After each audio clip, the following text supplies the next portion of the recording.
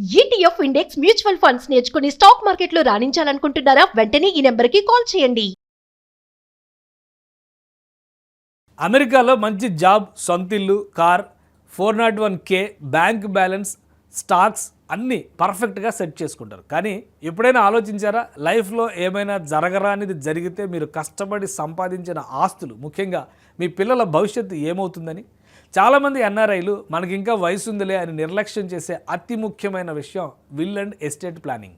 అమెరికాలో విల్ రాయకపోతే మీ ఆస్తులు డైరెక్ట్గా మీ పిల్లలకు వెళ్ళవు. పైగా మీ పిల్లల కస్టడీ ఏమవుతుందో తెలిస్తే షాక్ అవుతారు. ఈ వీడియోలో విల్ అంటే ఏంటి, విల్కు ట్రస్ట్కు మధ్య ఉన్న తేడా ఏంటి, ఇండియా అమెరికాలో ఉన్న ఆస్తుల్ని ఎలా ట్రాన్స్ఫర్ చేయాలి క్లియర్గా తెలుసుకుందాం. విల్ రాయకపోతే అమెరికాలో ఏమవుతుంది? ఇక్కడ విల్ అంటే వీలునామా. యుఎస్లో విల్ రాయకుండా చనిపోతే అమెరికా చట్టాల ప్రకారం దాన్ని ఇంటెస్టసీ అంటారు. అప్పుడు ఏమవుతుందో తెలుసా?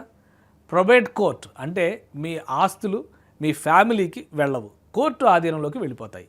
మీ ఆస్తి ఎవరికి ఇవ్వాలో జడ్జి డిసైడ్ చేస్తారు. ఈ ప్రాసెస్కి నెలలు, సంవత్సరాలు పడుతుంది. అంతేకాదు, మీకు మైనర్ పిల్లలు ఉంటే ఇండియాలో ఉన్న మీ పేరెంట్స్కి వాళ్ళ కస్టడీ డైరెక్ట్గా రాదు, కోర్టు డెసిషన్ తీసుకోవాలి. అంతవరకు పిల్లల్ని తాత్కాలికంగా ఫాస్టర్ కేర్కి పంపే ప్రమాదం కూడా ఉంది. ఇది జరగకూడదంటే మీరు ఇప్పుడే ఎస్టేట్ ప్లానింగ్ చేయాలి. విల్ వర్సెస్ ట్రస్ట్ విషయానికి వస్తే, విల్ చనిపోయాక మాత్రమే అమల్లోకి వస్తుంది. కానీ లివింగ్ ట్రస్ట్ బతికి ఉన్నా చనిపోయాక కూడా అమల్లో ఉంటుంది. విల్ అంటే ప్రొబేట్ కోర్టుకు వెళ్ళి సెటిల్ చేసుకోవాలి. లివింగ్ ట్రస్ట్లో ఈ అవసరం లేదు. మీ ఆస్తులు డైరెక్ట్గా మీ ఫ్యామిలీకే వెళ్తాయి. తక్కువ ఆస్తులు ఉన్నవారికి విల్ ఆప్షన్ బెస్ట్. అదే సమయంలో సొంత ఇల్లు, మల్టిపుల్ అసెట్స్ ఉన్న ప్రతి ఎన్ఆర్ఐకి లివింగ్ ట్రస్ట్ అల్టిమేట్ ఆప్షన్. ఇక మన ఎన్ఆర్ఐల మెయిన్ డౌట్, నా ఆస్తులు అమెరికాలో ఉన్నాయి, ఇండియాలోనూ ఉన్నాయి, ఒకటే విల్ సరిపోతుందా? టెక్నికల్గా ఒక ఇంటర్నేషనల్ విల్ సరిపోతుంది, కానీ ప్రాక్టికల్గా అలా చేయకండి. అమెరికా విల్ని ఇండియాలో ఎగ్జిక్యూట్ చేయాలంటే నానా కష్టాలు పడాలి. అమెరికా ఆస్తుల కోసం అమెరికాలో ఒక విల్ ఆర్ ట్రస్ట్ క్రియేట్ చేయండి. ఇండియాలో ఉన్న ఆస్తుల కోసం ఇండియా చట్టాల ప్రకారం సపరేట్గా ఇంకో ఇండియన్ విల్ రాయండి. కొత్త విల్ రాసేటప్పుడు I revoke all previous wills అనే పాయింట్ ఉంటే మీ అమెరికా విల్ క్యాన్సిల్ అయిపోతుంది. కాబట్టి లాయర్కి ముందే చెప్పి ఏ దేశం విల్ ఆ దేశానికే పరిమితం అయ్యేలా జాగ్రత్త పడండి. Will and estate planning process ఏంటి అంటారా? చాలా సింపుల్. మంచి ఎస్టేట్ ప్లానింగ్ అటార్నీని కలవండి. మీ పిల్లలకు ఎవరిని గార్డియన్స్గా పెట్టాలో క్లారిటీ ఇవ్వండి.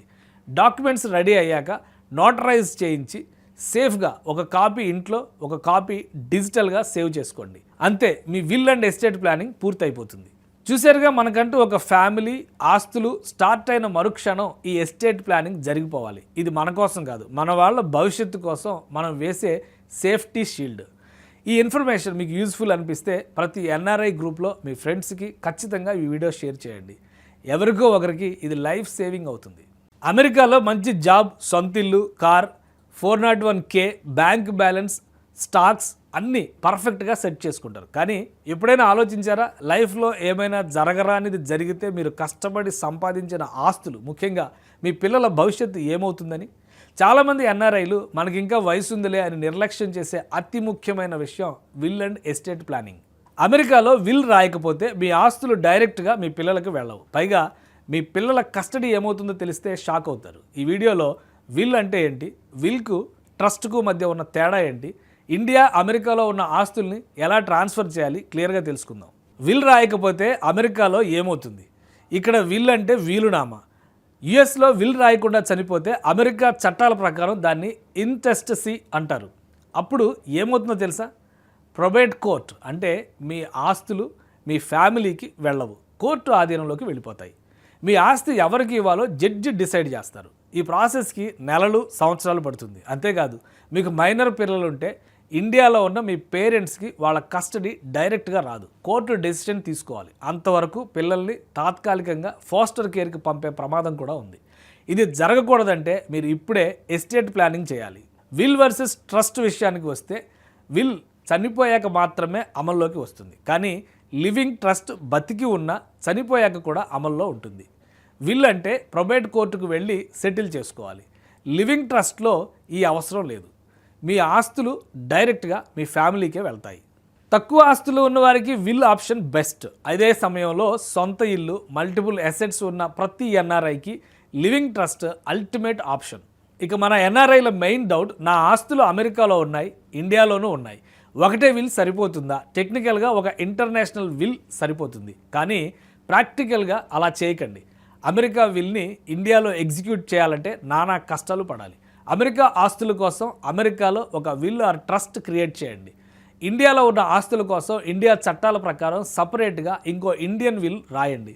కొత్త విల్ రాసేటప్పుడు I revoke all previous wills అనే పాయింట్ ఉంటే మీ అమెరికా విల్ క్యాన్సిల్ అయిపోతుంది. కాబట్టి లాయర్కి ముందే చెప్పి ఏ దేశం విల్ ఆ దేశానికే పరిమితం అయ్యేలా జాగ్రత్త పడండి. Will and estate planning process ఏంటి అంటారా? చాలా సింపుల్.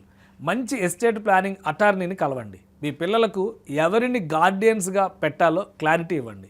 డాక్యుమెంట్స్ రెడీ అయ్యాక నోటరైజ్ చేయించి సేఫ్గా ఒక కాపీ ఇంట్లో, ఒక కాపీ డిజిటల్గా సేవ్ చేసుకోండి. అంతే, me will and estate planning పూర్తయిపోతుంది.